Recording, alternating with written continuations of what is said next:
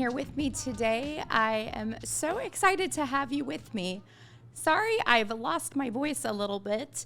I'll explain why a little bit later. And I am going to get into it today because we have such an interesting time in real estate. I have so much to share with you and impact your business because let's be real, there is a lot changing, a lot going on. I mentioned I have quite a bit to go through today. And it seems like the more interesting the times, the more that I want to just connect with you and share with you what we're seeing and what we think and how we see the future playing out. And one of the remarkable things that I've been able to do throughout my real estate journey is kind of see into the future and how things are pivoting and get there. Wayne Gretzky had a saying that he didn't wait for the puck to come to him. He skated to where the puck was going. And that was the secret to his success.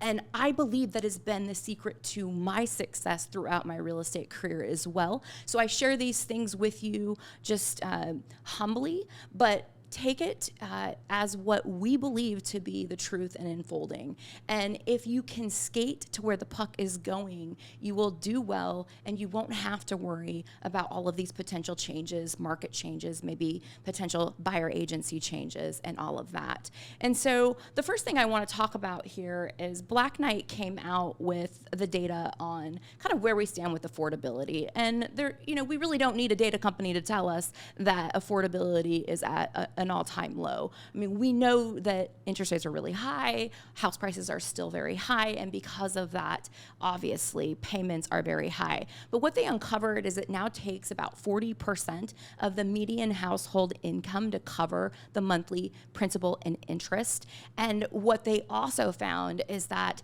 this is like the highest it's been in 35 years. And so if you look on the graph here, that green line is kind of indicates where we are today. And if you go back to 1984, you'll see that it was that was the last time that affordability was this low. That was the last time that it took this much of the median payment or the median household income to make that payment. And so I wanted to just kind of show this to you. You know this, you're feeling this in your market, but it's confirmation to what you're seeing. Here's something else that Black Knight shared.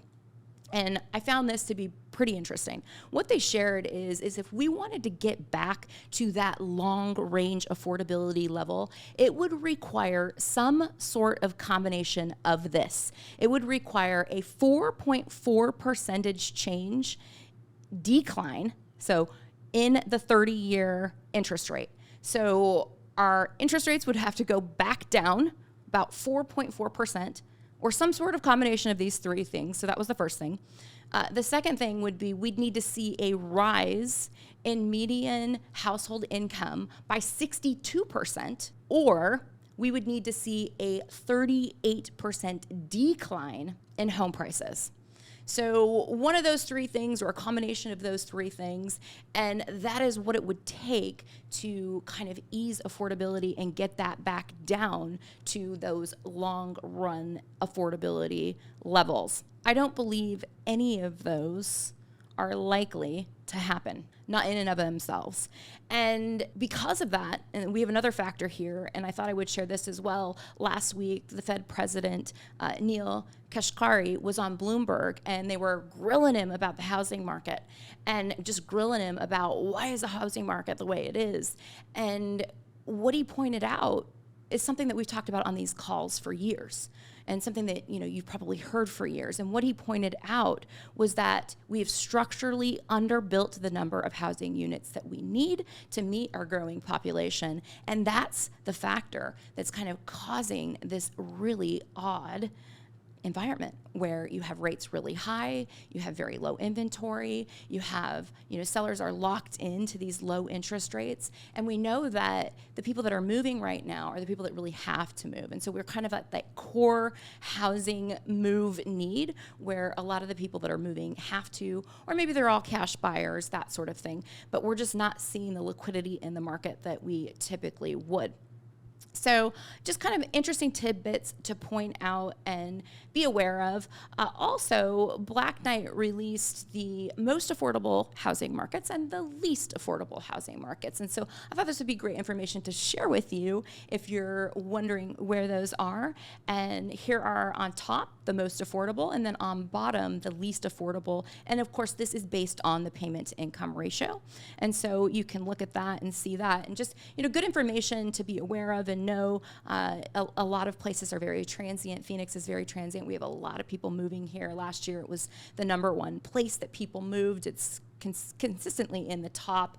And what we know is it gets more expensive here. Maybe people are going to bounce. And so good data to share also with your network. I think it's interesting. And I know that just average homeowners and average buyers or would-be buyers like this sort of information. I want to kind of pivot though, because Zillow came out, they had their shareholder report that they came out with last week. And in Q3, they released their financial reporting for Q3 of 2023.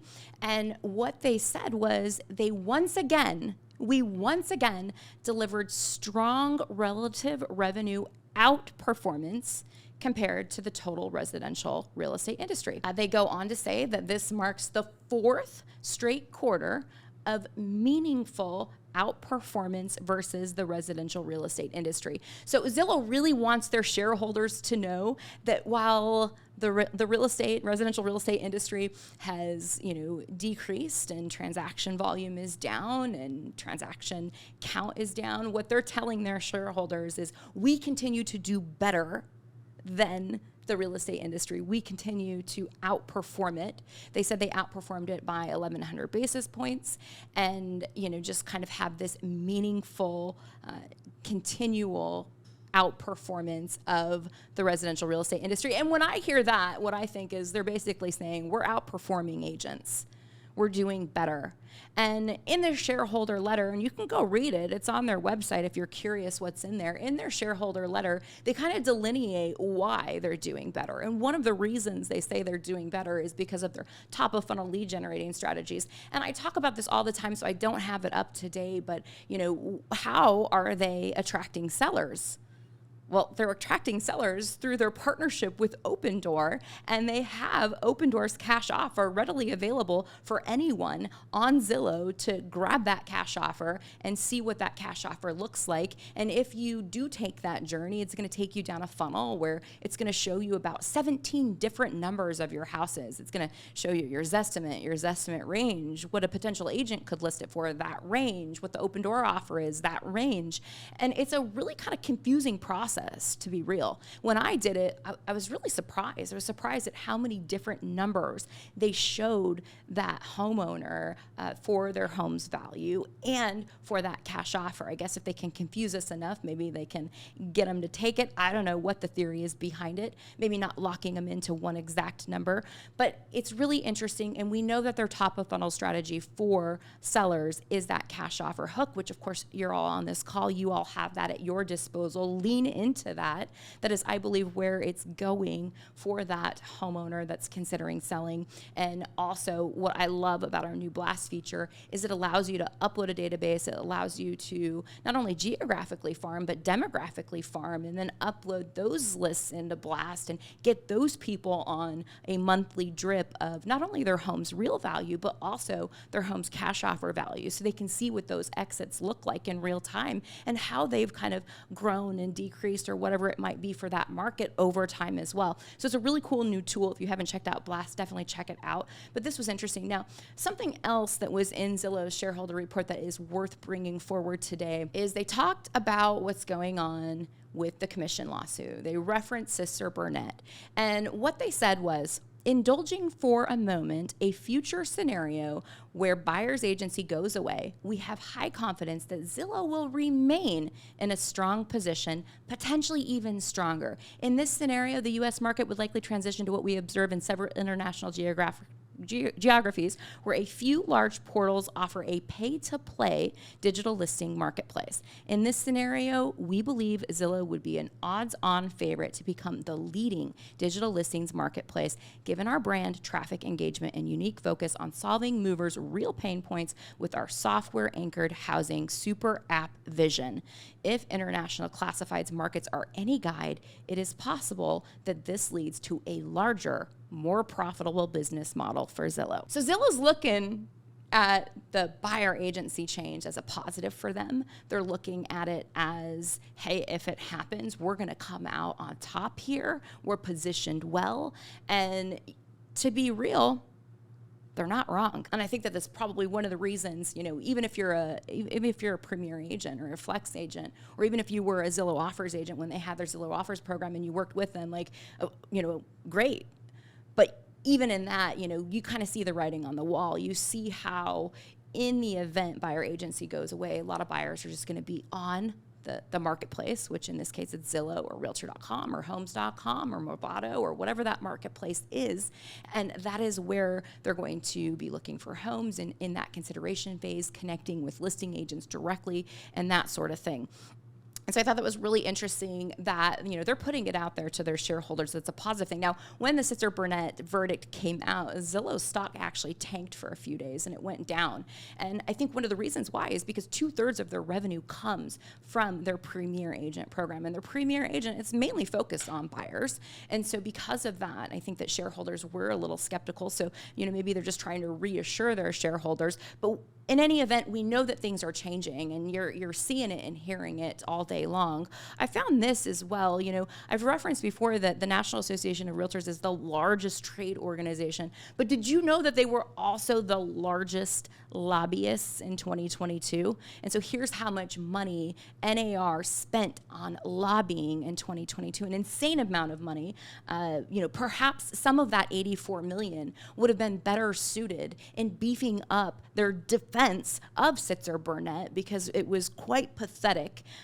Someone had asked me, did they even call the agents of the homeowners that represented these homeowners to the stand during that trial? And the answer is no. They didn't even call the agents. And so they call these homeowners to the stand, and these homeowners take the stand. And I think I told you the story about the gal that's in her 60s, and she's a mom and a grandma, and she sold 4 homes, and she's purchased 5. And, she came out ahead on the equation, right? She purchased that extra home and didn't have to pay for her buyer's agent.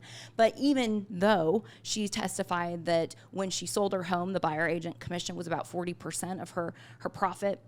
And she felt that it was unfair. She felt it was unfair. She had to pay that. And she wanted to make the world a better place and leave a better tomorrow for her children and her grandkids, despite the fact that her own mom, was a realtor for 30 years. Now, if her mom is in the grave and I was her mom, I would be beside myself. I'd probably come up and haunt her. But the reality is that they didn't even call the agent that represented her to the stand. I mean, unbelievable. And so, what's done is done in that regard, but I thought it was really interesting that they spent this much money on lobbying. And something else that I found that I wanted to show you that I thought was really interesting, because the whole argument was conspiracy to inflate commissions, to keep them artificially high, conspiracy on behalf of the National Association of Realtors. And the Consumer Federation of America released this data on the distribution of buyer agent commissions about a year or so ago. And across the U.S., what you'll find is the highest concentration of the distribution of commissions was between that 2.5% and 3% range. And this is per market. And so it's really interesting to kind of look at the market and see what that distribution looks like. I mean, Albuquerque, New Mexico was right up there, number one. 98.4% of all of the commissions were between for buyer agents were between 2.5% and 3%. So it's quite high. Phoenix is a very competitive market. Everything new, all new tech happens in Phoenix, all of that. You look at Phoenix where I'm at, and wasn't quite as high in the 70s, but no doubt the majority of distribution of commission is in between that 2.5% and 3% range. Is it a conspiracy? I don't believe it's a conspiracy. Here's something else that I'd like to point out, and we can reflect on for a moment and make our own judgments on what the real conspiracy is, because I believe it's this. If you look at the rise of venture capital pouring into the real estate technology space in the US, this chart goes back to 2013 and shows how much venture capital has been coming into property technology, which is real estate technology. And in 2013, there were $475 million invested. 2014, we see that go up to 1.3 billion. 2017, you're looking at 4.4 billion. 2018, it's over 5 billion. Look what happens then in 2019. We go to 9 billion invested. I mean, 2021, $18.8 billion invested. We're talking massive, massive amounts of money coming into the real estate technology space. And then what happens in 2019? What happens in 2019 after we see these billions and billions of dollars come into residential real estate? What happens in 2019 is we see 2 class action lawsuits filed. We see Sitzer and we see Merle, and both of them come in 2019. I wonder, after these billions are invested in property technology, and now we see these insane lawsuits coming, I wonder if the true conspiracy is the capital, is the people behind the capital trying strategically to disrupt our industry through the court system. And it makes you wonder if that's the true conspiracy. Not that we conspired to inflate commissions, but they're conspiring to take down the system that I believe really promotes and protects homeownership, that helps especially first-time homebuyers, underserved communities. And it's kind of a sad thing. And what is going to happen from this could be seismic. It could truly be seismic. Interesting to me that since that verdict has come out, there have been many more class action lawsuits filed. The most recent one is for anybody who bought or sold a home since 1996. It's insane. It is insane, the size of these lawsuits that are coming down. And what I know is, we're seeing this all over the news cycle. This is not just in the real estate news cycle anymore. We're seeing everyone from Wall Street Journal to Forbes to CNN to Fox to every major news outlet and organization. They're reporting on this commission lawsuit. So there is no doubt that your sphere, the people you serve, they're seeing this. Now, whether it's hitting that reticular activation system and whether they're noticing it or not, that's another thing, but they could be. And I'll tell you one interesting thing is I make a lot of content, and anytime I make content about anything related to the commission lawsuit, I will get homeowners, I will get people that have bought and sold homes, I will get average Joes that direct message me and ask me how they can be a part of the class. They will ask me if they are entitled to a refund of commissions. And so consumers are seeing this and they're wondering what's going on. And be aware of that. Be ready to answer those questions. Be ready to give your buyer presentations and show your value and, really address it head on. And so as times shift, I believe that we're in really uncertain times. And the number one thing to do during times of uncertainty is to be visible. Be visible to the people that you serve.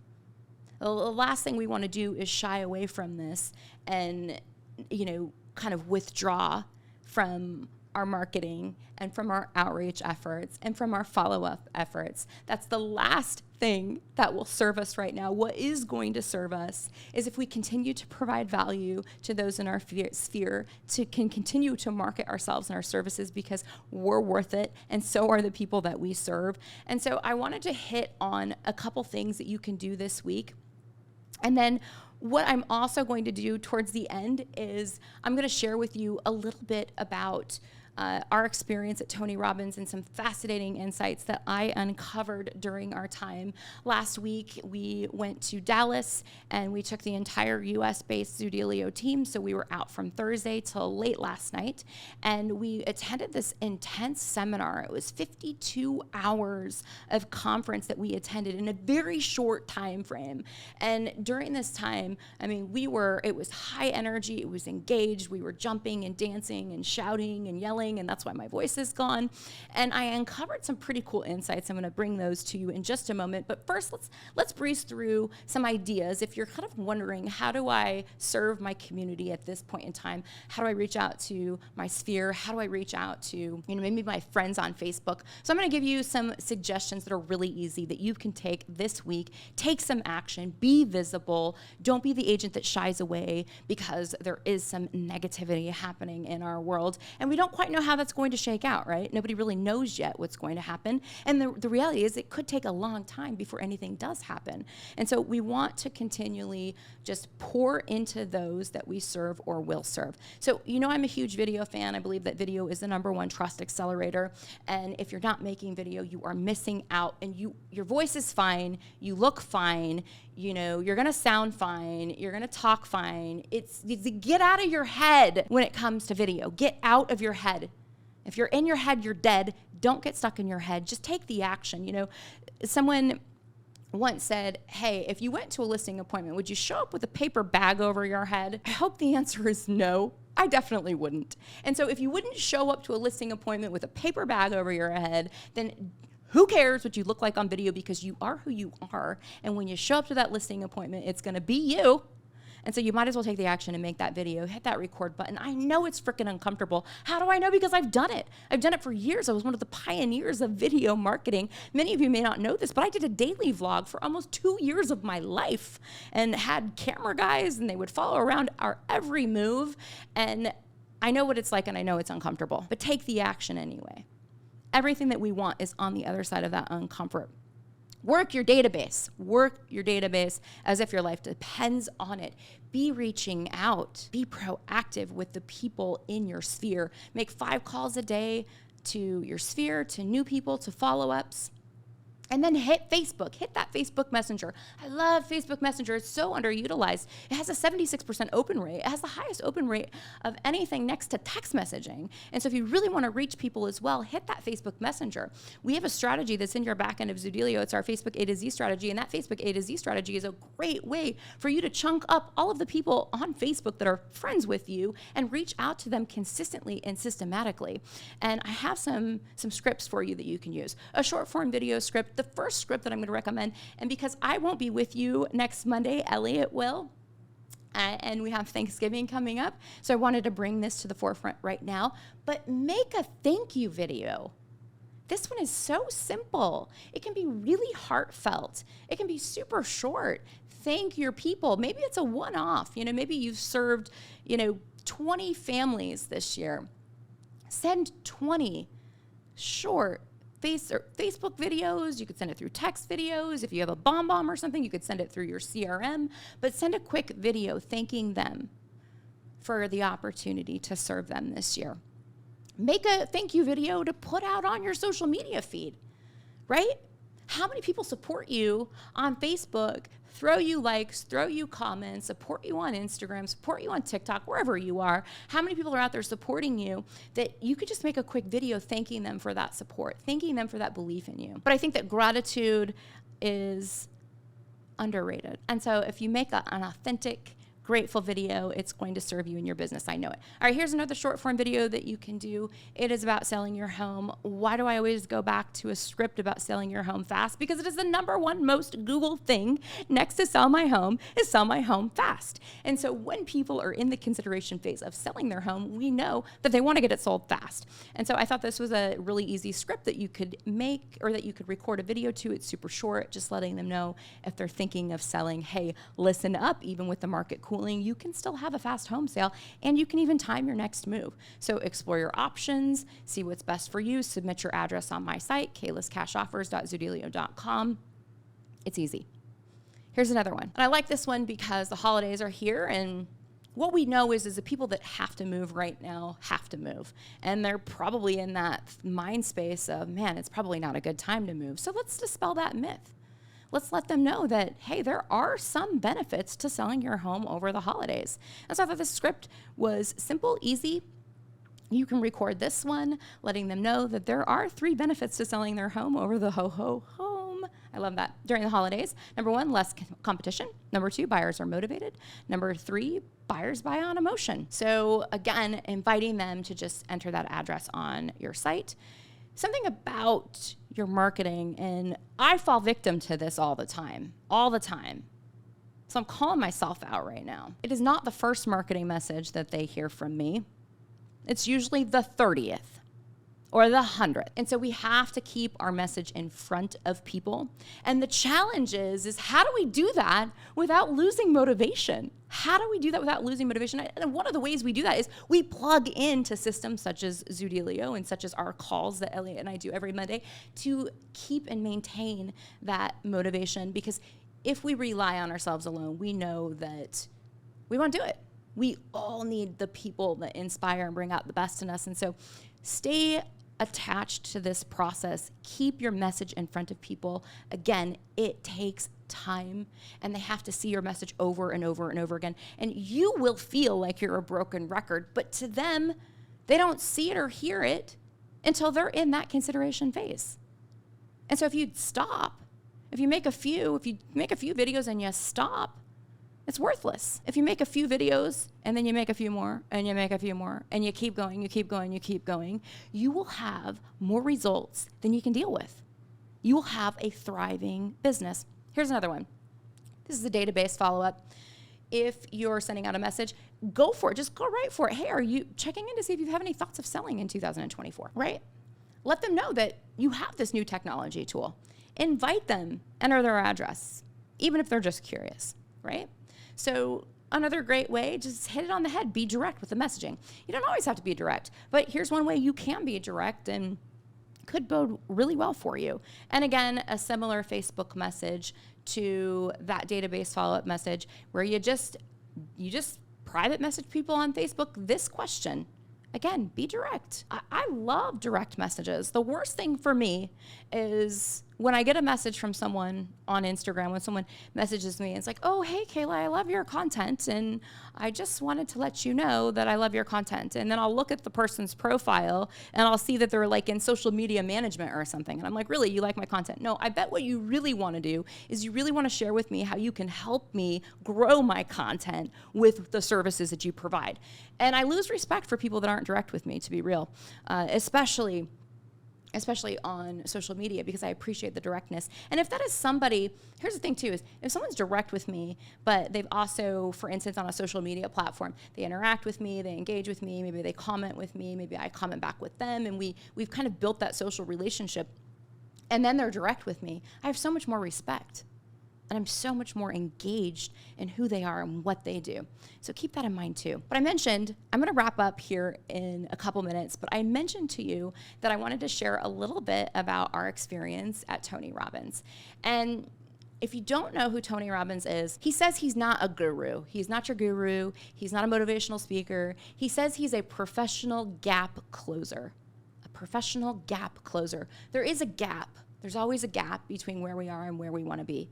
And it could be in any aspect of your life, whether it's your health, your fitness, your relationships, your business, your spirituality. It can be in any of those realms of your life. There's a gap between where you stand today and where you would like to be in the future. And what Tony Robbins says he does is he helps people close that gap. He helps people get the results that they want in their life in all aspects, or the aspects that need it most. And so he's really into immersive training. And you don't just go there and sit there at a seminar. You go there and you interact and you engage and you journal and you brainstorm and you firewalk.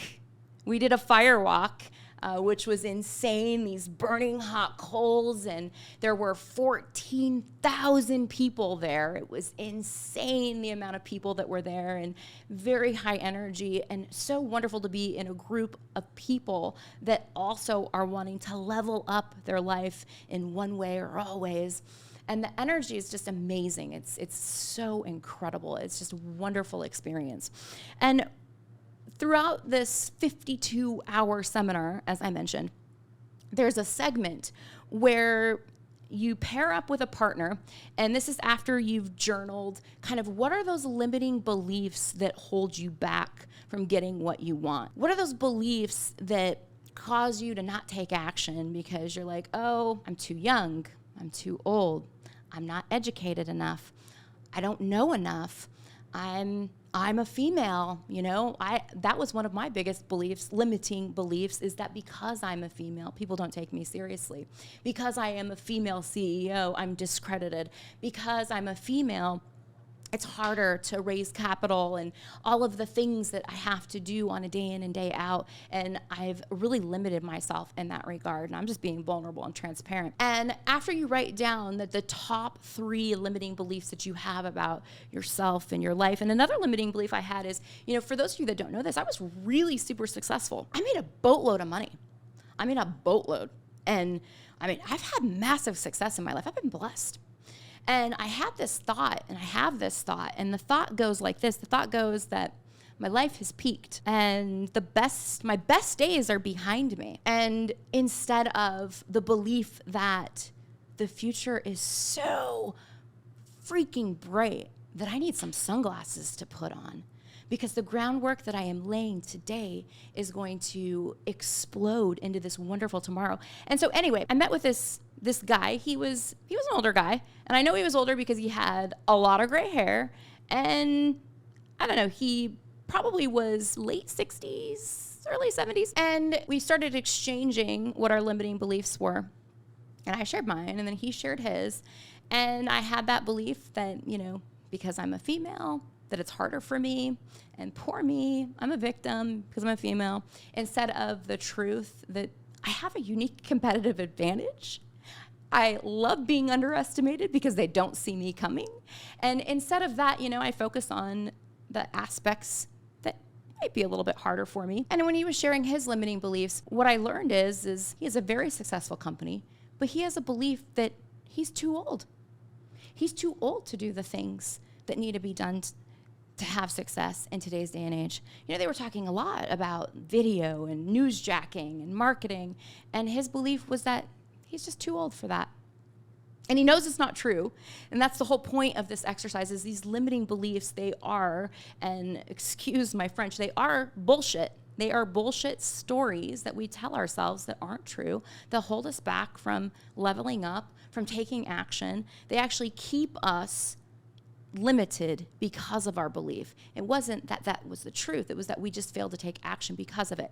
So I want to share some things with you that will inspire you, because I am not the only one that can have limiting beliefs. I know that we all do. And I think that these will definitely inspire you today. So here's what I want to share with you today, that we all feel that maybe we're too old, we're too young, our opportunities have passed. And these are some great examples for us, that just because something is the way it is in the moment doesn't mean that that's how it's going to be in the future.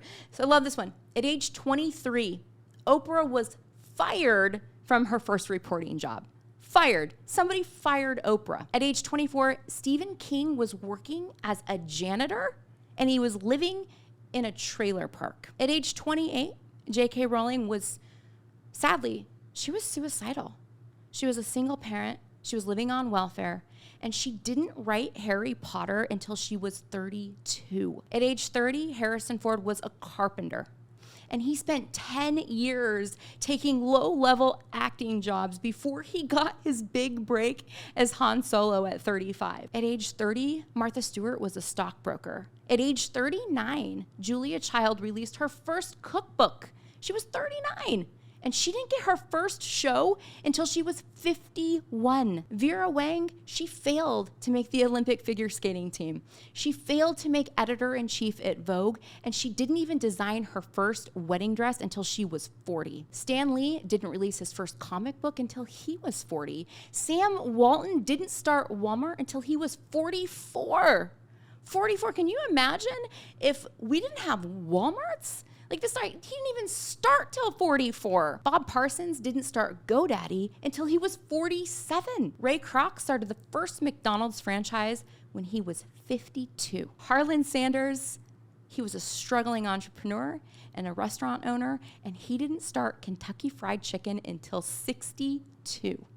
62. And I love this one. Grandma Moses didn't start her painting career until she was 76 years old. It is not too late. You are not too old. You just don't know yet what you're capable of. So I want to impart that upon you. As our industry is changing and everything is changing, there is so much opportunity, and you are poised to capitalize on that. We will help you in any way that we can here at Zoodealio. We really believe that we're laying the groundwork for the future of how sellers are going to get their offers, transact real estate, have that digital space. And we believe that the consumer is best served with you, their real estate agent, as their expert and the guide along the way. I want to just say thank you for being here, for being a part of Zoodealio. We really appreciate you. We know we're a young company. We know we have a lot of kinks that you help and you give us grace through, and we appreciate that. And we will stand committed to continually living up, to being better, to serving you in your business. Huge thank you. Heartfelt. I appreciate you. Thanks again for being here with us today. In any event, if you'd like the slides, happy to send them to you. Everybody have a wonderful week. I hope you go out there, take massive action in your business, and I will see you not next week, but the following week.